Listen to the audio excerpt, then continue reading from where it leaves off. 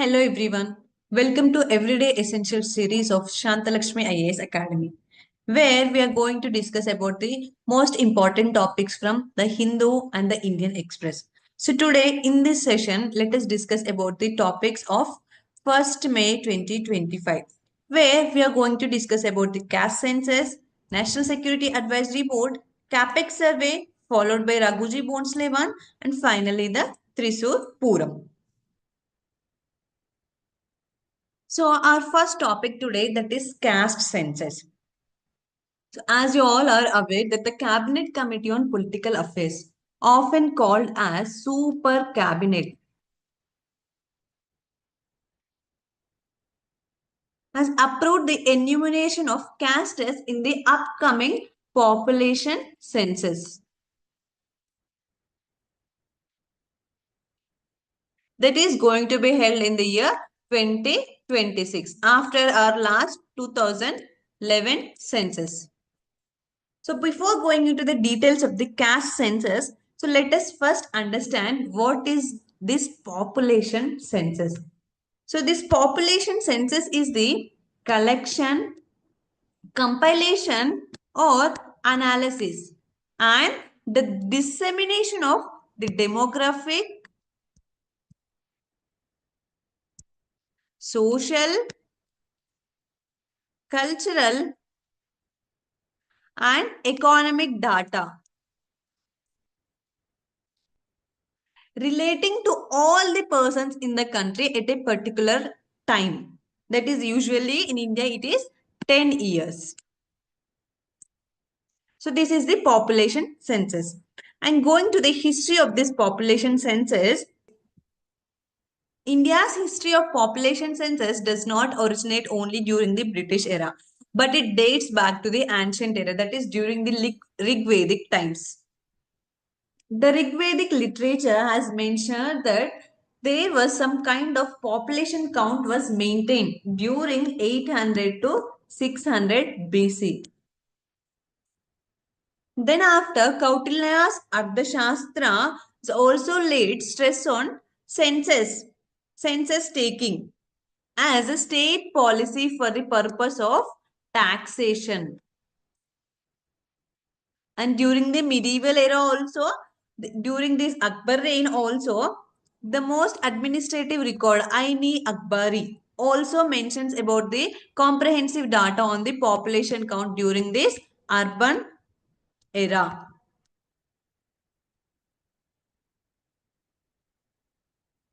So coming to the population census during the British times, in 1800s, the European countries have started this process of collecting data of their population.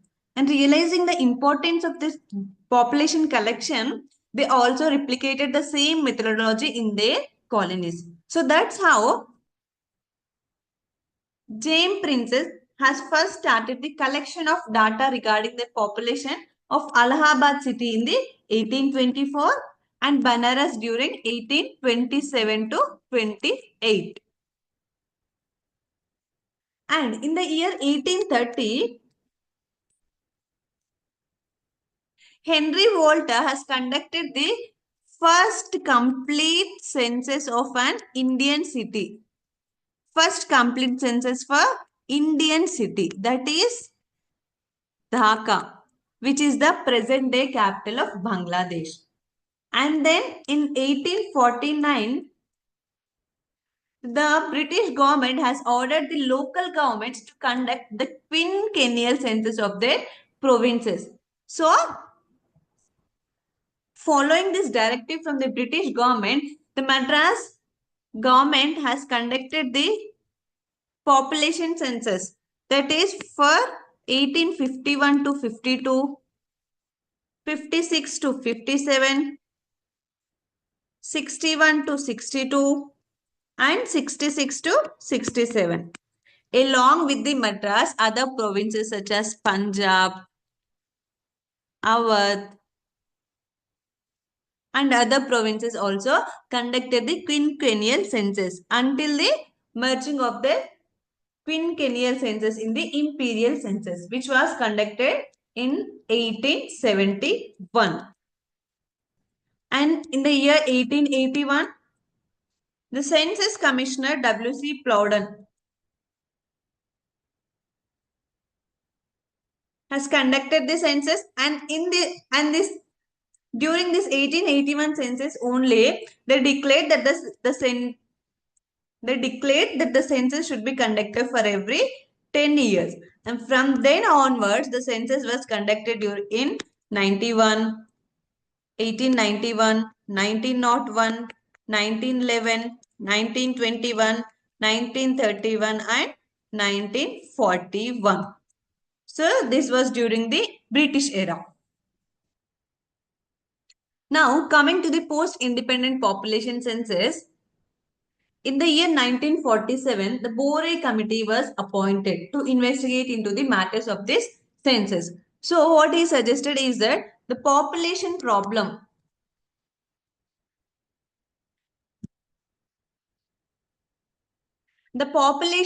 problem should be the subject of central study. The Bore committee has recommended that the population should be in the union list. That means the central government should take up the study of population problems. So according to the recommendations of this Bore committee, the Census Act 1948 was passed and the population census has come under the role of central government. And this population census has to be conducted under the Ministry of Home Affairs. And then the first census of 1951 was conducted in the post-independent India. And since 1951, the methodology or the process of collecting the population data has evolved by including more number of questions by the subsequent years, which we can see here. In the 1951 census, there were 14 questions asked, 1961, 13 questions, 1971, 17 questions, 1981, 16, 91, 21, 2001, 23 questions, and 2011, 29 questions. In 1951 and 61 census, along with the general data, they focused for the first time on economic status, employment, and other the livelihood opportunities for the first time. And here in the 1971 census, they also recorded the data related to migration, marriage, and for the first time during this 1971 census, they recorded that the number of children the women had gave birth during the last year. And during this 1981 census, there was an universal and sample set was given and mainly focused on the reasons for migration. And during the 1991 census, the specific distinction for ex-servicemen were included. And during 2001 and 2011 census, the number of questions have increased, which included the travel to work, the migration patterns, and also the non-economic activities also included. And now the 2026 census is going to add the data related to the caste. So that's how the population census, the method of conducting the population census and collecting the data has evolved over the years according to the socio-economic conditions and the transformation of the society. Now coming to our topic of discussion, that is caste census. So what is meant by caste census? It is the systematic collection or recording of the caste identities of the individuals in the nation. So along with the socio-economic and other related data, this census is going to collect the caste identities of the individuals. So first caste census was conducted during 1931 census in the pre-independent era. And the data is also made public. Now we follow the caste data of this 1931 census only. And then in 1941 census, during the World War II, the British also collected the data regarding the caste, but they were never made public. And during the and in independent India, during this 1951 census, government avoided to collect the data regarding the castes, and it only included the data related to scheduled caste and scheduled tribes along with various religious denominations.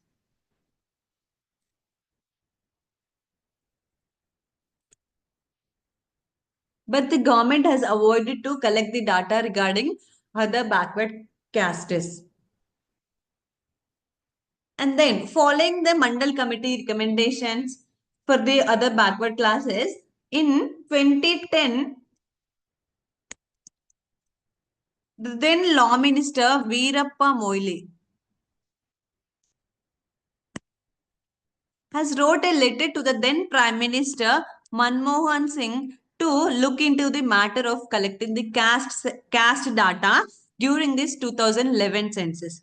And following the letter, the Prime Minister has set a group of ministers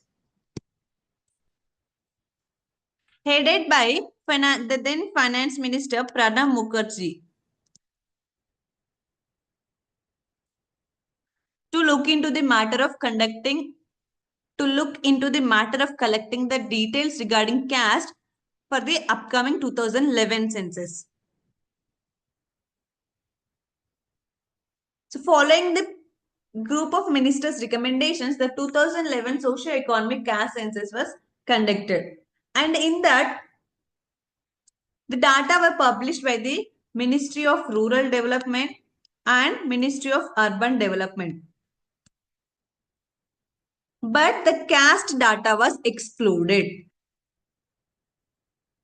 And the raw caste data was given to the Ministry of Social Justice and Empowerment, where this Ministry of Social Justice and Empowerment has gave the raw data to the expert group under the Niti Ayog Vice Chairperson Arvind Panagaria for classification and categorization of the castes. But this data has also not been to public till now. But following the demands from the backward classes and the political classes, state level surveys were conducted regarding this caste. That we can see from the Bihar has conducted the caste census, Telangana has conducted the caste census, along with the Karnataka has also conducted the caste level surveys. So the importance of this caste census, what advantages will the caste census will have? It will form the basis for the next delimitation and also for calculating the number of seats and implementation of the 33% women reservations in the legislative assemblies and the Lok Sabha.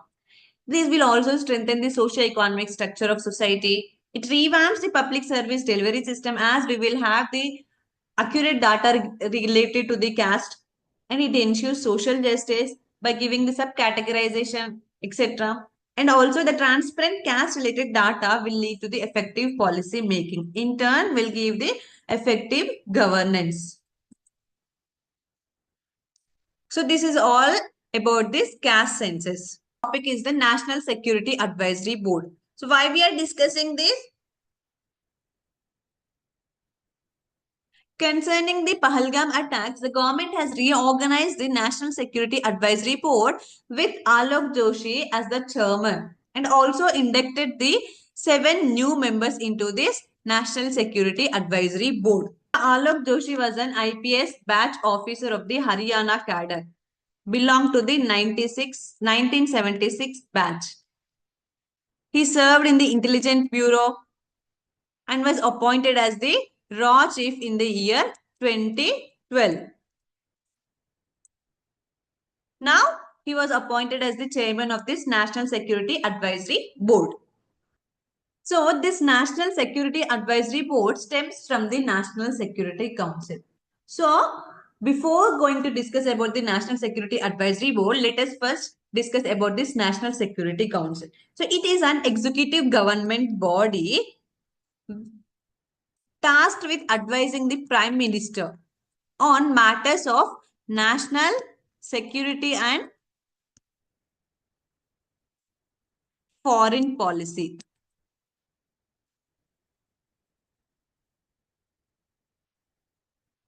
It was established on 19th November 1998 by Atal Bihari Vajpayee government, with the first National Security Advisor Brajesh Mishra.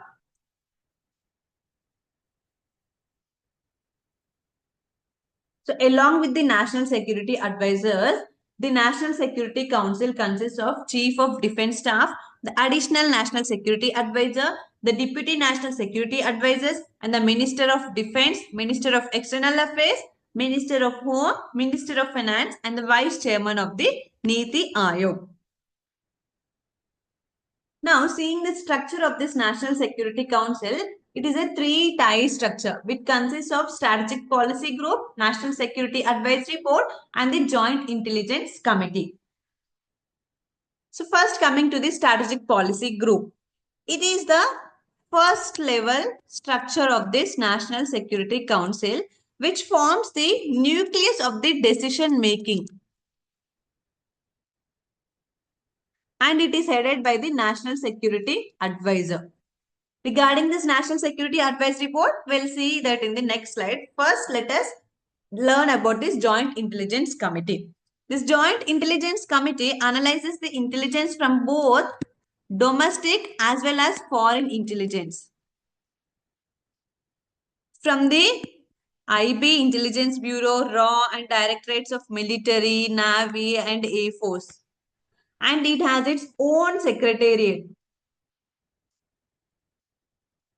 which works under the Cabinet Secretariat.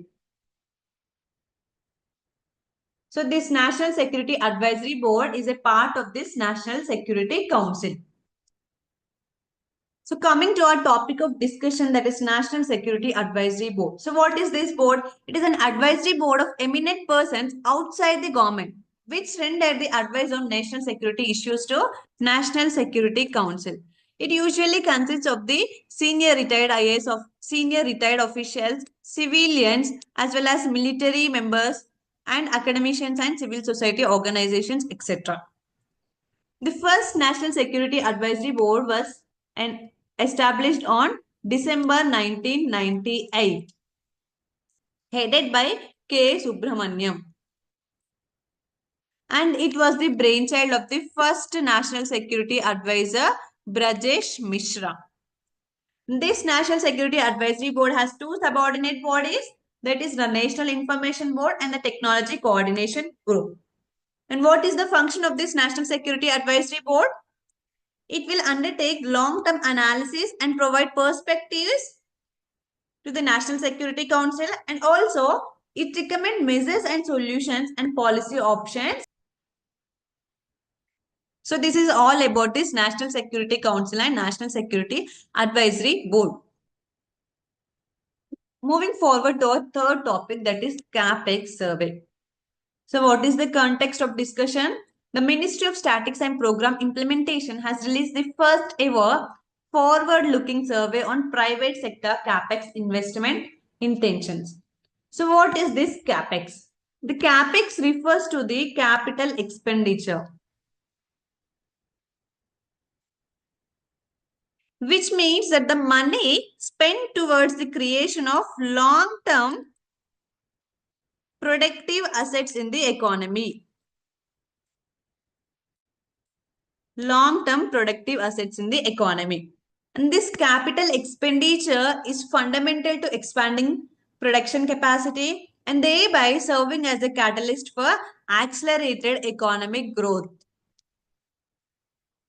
So what is the objective or the purpose of this survey? To estimate the CAPEX, capital expenditure trends of private corporate sector. It is for the private corporate sector enterprises for 5 years. That is for the past 3 financial years, from 21, 2021, 22 to 22, 23 and 23, 24. And the current year, that is 24, 25, and also for the upcoming year 25 to 26. So this CAPEX survey will estimate the CAPEX trends of private corporate sector enterprises for 5 years from the 21 to 26, 2021 to 2026. So now let us look at this some key findings of this CAPEX survey. It says that the private sector CAPEX grew 66% from the financial year 22 to 25, reaching 6.5 lakh crore. It is a positive note. And the manufacturing enterprises accounted for 48% of the total private capex in the financial year 24 to 25. The manufacturing enterprises accounted for nearly half of the total private sector.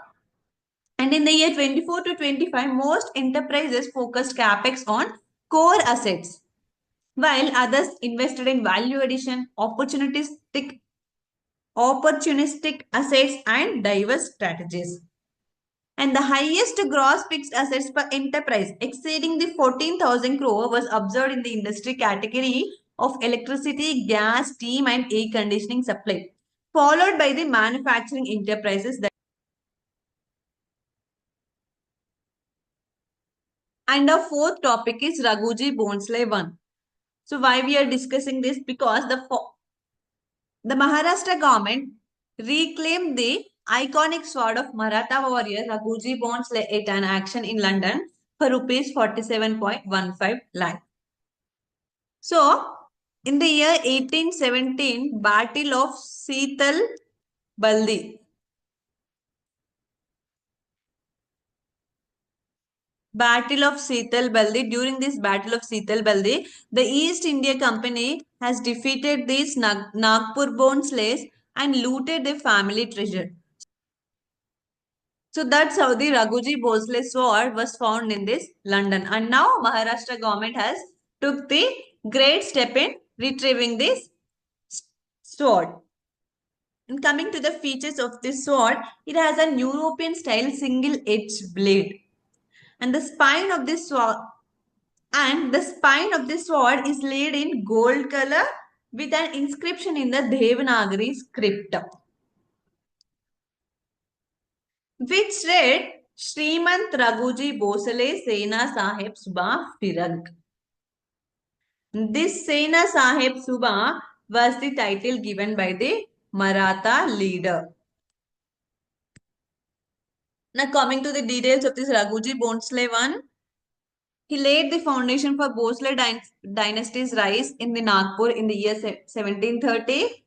In the year 1751, he was also responsible for bringing Odisha under the rule of Maharathas.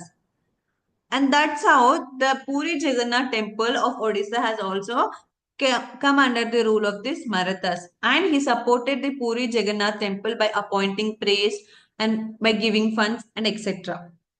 This Raghuji Bhonsle has also played a pivotal role in expanding the Maratha Empire to Bihar, West Bengal, Uttar Pradesh, Madhya Pradesh, and Chhattisgarh.